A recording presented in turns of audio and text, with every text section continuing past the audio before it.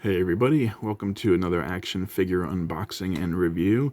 And today we're looking at the Neca Dungeons & Dragons Ultimate Warduke action figure. And as you saw with the Grim Sword review I did earlier, these are based on the LJN toy line from the 80s. And Warduke himself is from the Greyhawk section of Dungeons & Dragons. Like I mentioned, like I explained in the Grim Sword review, Dungeons & Dragons, the universe of Dungeons & Dragons is broken up into several different worlds, like Forgotten Realms, Greyhawk, Dragonlance, Ravenloft, and so on. So, Warduke was also one of the main villains, I believe, of the cartoon. I don't really remember the cartoon that well. I barely watched it growing up, to be honest. But he is one of the more well-known villain characters in the Dungeons & Dragons universe. And I explained more about the whole series and whatnot in the Grim Sword review, so I'm not going to go over that again here. So let's just get right into it. And as you can see here, he's got this nice cover artwork there, evil action figure. Dungeons & Dragons Warduke Ultimate action figure. There's more logos and titles and ages 14 and up and stuff on the top there. Got legalese on the bottom and all the people involved in the creation of the figure, which I think, like I said in the Grim Sword one, I think it's fantastic that they do that. Here you have a picture of the figure posing. And then here on the side, you got Dungeons & Dragons Warduke, picture of its head. And then on the back, you have more character photography. Also available Grim Sword, everything that he comes with, and a blurb. And you can pause that if you want to read it. Open the flap, and there's another shot of him in all his glory. And then there's the figure itself. So, let's waste no time and get him out of there.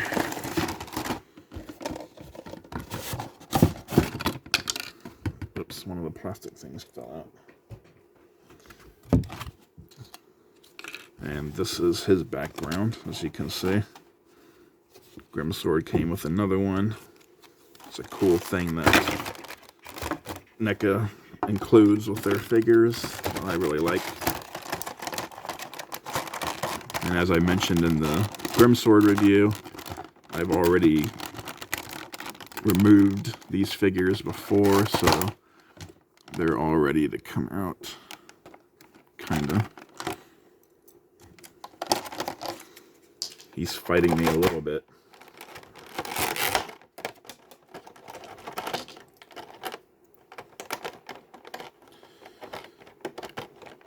First, one thing you want to make sure of, I'm mentioning this because I've seen it happen to other toy reviewers.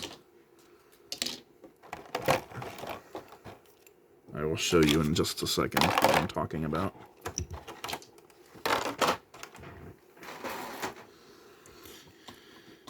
Like, for instance, it happened to Robo when he did his review on this. Is you can break this if you're not careful getting it out of the package. You can snap that right off.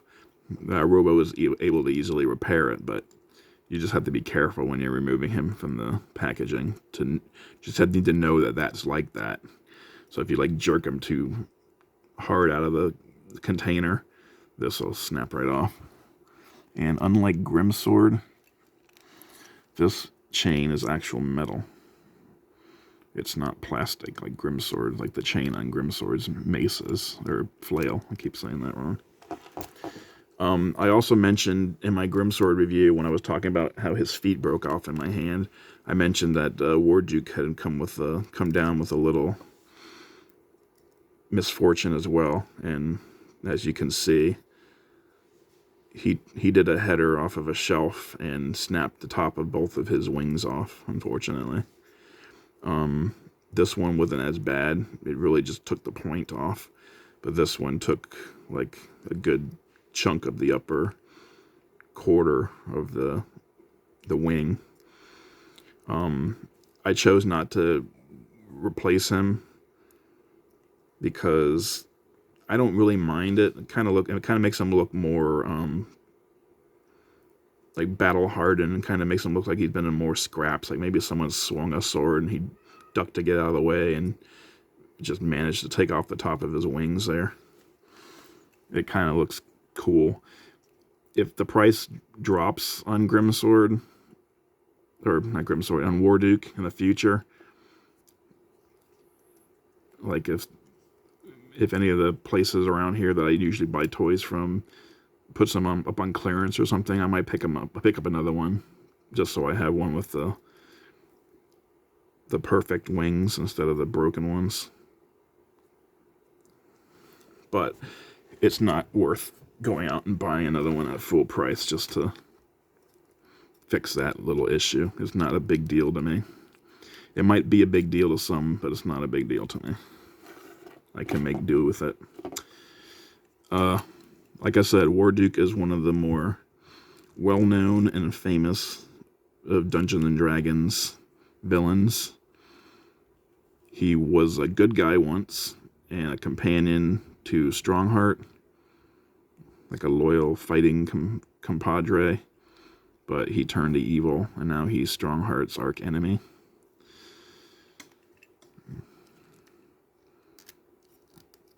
He's got some pretty decent stuff here. He's a little less detailed than Grimsword, but that's because he's shirtless.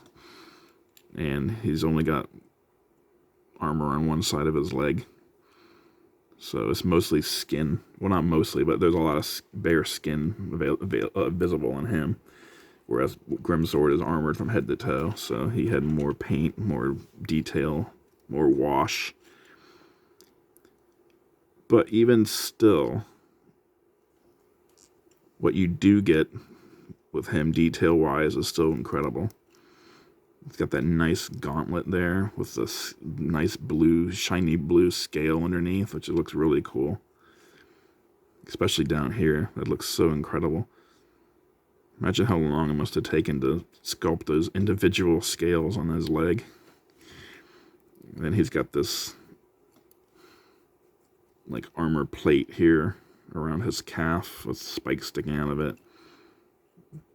And he's wearing 2 different boots, which is kind of funny. So he's got this normal armor, or normal boot here, and then he's got this boot with the big oversized cuff, like a pirate, kind of. And he's got this sheath over here for his short sword, and another sheath here for his dagger, and then this huge sheath on his back for his long sword. And he's got a nice pouch here as well with painted buckle, of course. You expect nothing less from Neca. Paint on the clasp here that holds his shoulder armor on.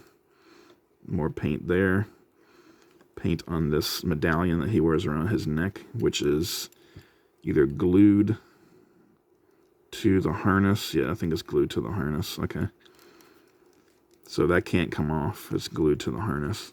I suppose you could pull it off, but then it would kind of, like, see, it's hanging a little loose on the back of his neck there. So if you pull it off of there, it would just hang down even lower because the glue is kind of keeping it in place right now. I wouldn't mess with it, but that's just me. And he's got these spikes on his shoulder pads as well. And those spikes are actually painted blue, so they're made of some kind of a blue metal. Maybe the same. The scale, it looks like dragon skin, right? Like he killed a blue dragon, skinned it, and used part of its body for his leg and arm armor, and then made spikes out of the scales, and then, well, the helmet's not scaly, so he probably didn't do anything with the helmet. But he's got those red eyes staring at you. And the blue they use in this is just beautiful. This really catches the eye, you know. So very well done. Very well done indeed. More red dots on the back of his helmet there. And in the middle. So just a lot of detail. And then there's that skull face. Like a demon. The horns on the top there. On his belt. Gold all the way around. And then this really well sculpted, painted, and washed fur loincloth hanging down over his waist. Just overall, another fantastic figure by Neca. And a good reason why I like this line the best of all the affordable action figure lines that are currently out there on the market. Going over articulation, he can look up a little bit. He can look down a whole lot more. You can exorcist it out. Yep. He's got some tilt there.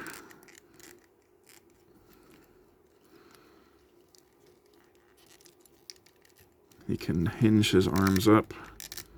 And this is rubbery on the end, so it doesn't get in the way too much. So he can get about 90 with his unarmored arm, but just a little under 90 with the other arm. You can barely tell though. You can go all the way around with that arm. He's got the bicep cut on both sides. He's got the single jointed hinged arms on both sides. Of course, you get a lot better range from him than you do from Grimsword because he doesn't have those oversized elbow and arm plates. Yeah, he's got the horizontal hinge on his wrist on both sides.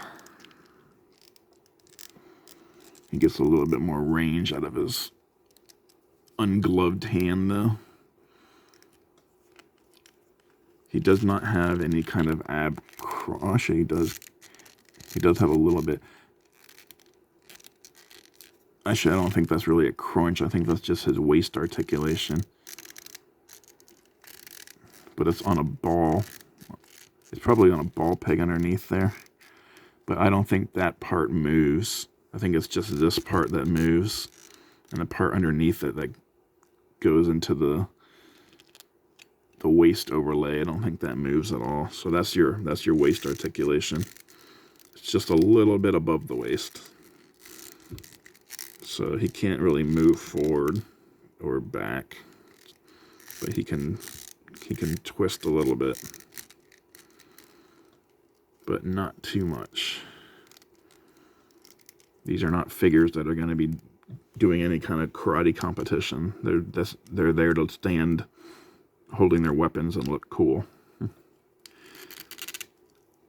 He's got the same kind of his thighs joints aren't cut quite as deep or as wide as Grimsword's were, so he doesn't get as much split out of them, but he still gets pretty decent. And like Grimsword, you can get a little bit extra on your kick forward if you twist the hip a little bit. And he gets a lot more back. And he's got single joint with the swivel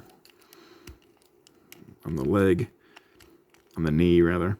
And like Grimsword, he doesn't have a thigh cut, but you can just twist the hip at the peg to get a little bit more range out of it there. He does have boot cut on both sides, hidden by the boot itself. His leg goes back more than Grimsword's because he doesn't have the armor plates in the way. He goes forward about that far. He's got the rocker. And even though the boots are slightly different, the foot part is the same on both, so they hit the same. Actually, he gets up a little bit higher on the... Yeah, he gets a little bit more on the right than he does on the left. Yeah, interesting. And he's got the rocker. I think I showed that. And then he's got the peg holes on the bottom.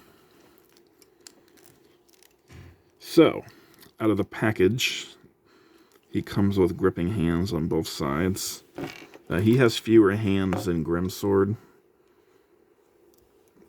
So he's got this tighter gripping hand for his right hand. This is for the smaller weapons.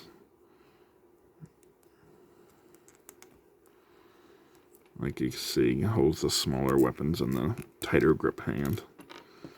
And then he also has this pointing finger on his right hand. And for his left hand, he only has this open hand, which you could use for his shield.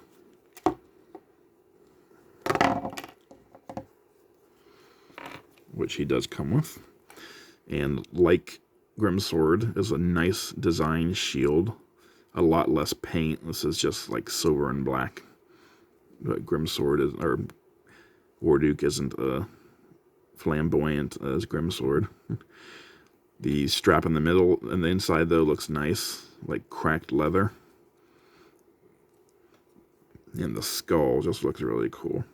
The skull design on the front there. He also comes with this dagger. It's got a nice blue handle with silver studs holding the two pieces together. And then a nice silver curved blade. Just got a little bit of a wash on it to show some wear. And then he comes with this short sword. Just a straight piece of metal. Nice painted blade there. And he's got a blue handle with gold inlay. And then 2 red rubies, or whatever you want to say those are, right at the top of the hilt there. And then he has his giant longsword. Or this could be a bastard sword, I'm not sure. My camera's having trouble with the swords. Again, nice well-painted blade. He's got a brown, looks like leather wrap around the handle. And an orb being held by a claw on the end of the hilt. And then up here on the handguard, you've got these nice gold effect with another red ruby in the middle on either side. Or it could be just one really thick gem he's got placed right through the whole thing. As well as the sword, he also comes with this flame effect, which is really cool. You can thread the sword through that to make it look like it's on fire. And the first time you put this through here, you're going to want to use some heat because it's really tight. So I got it through there easily because I had previously used heat to loosen it up a little bit. So once you do it the one time, it should be fine after that. You can get it through there pretty nicely.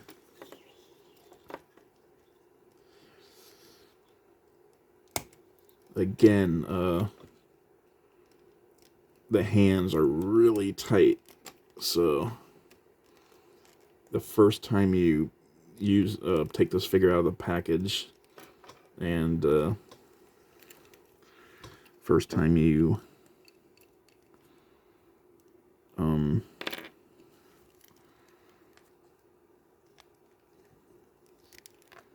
move him around, you're going to want to use some heat, loosen up his joints. Let's see, the best way to get the shield on is to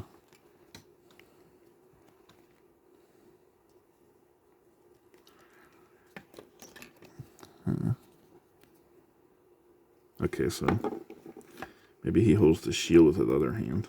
That makes sense because his other hand isn't armored. He's left-handed. But yeah, you're going to want to put some heat to these hands the first time you put anything in them, just to loosen them up a little bit. In fact, I would probably be better off putting heat on them now because it's still pretty tight.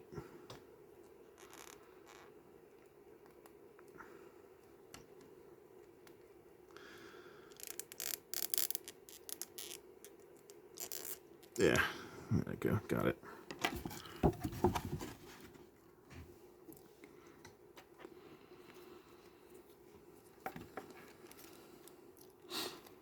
We can thread his hand through there. Actually, you don't want to use that hand, I don't think. Or no, that is probably the better hand to use. Never mind. Basically, the hand he came with is the one you want to use to hold his weapons. The hands he came out of the package with. The other hands are good for gesturing and posing in various ways. Threading him through the shield is difficult.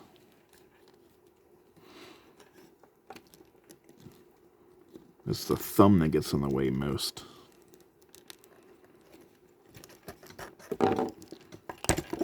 Honestly, it's probably just easier to take the hand off. I think that's how we did it the first time, and for some reason I forgot and was trying to do it the hard way.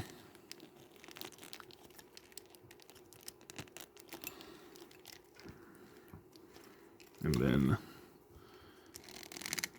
this dagger goes in here. Get his arm out of the way.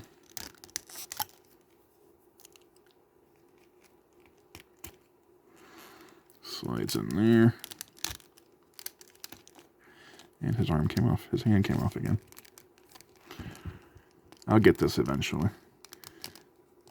And you get the joy of watching me struggle.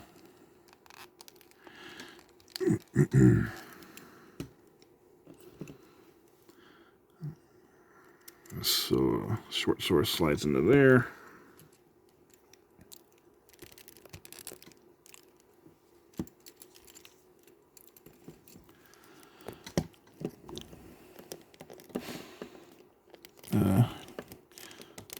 Come on, hand. Stop messing with me.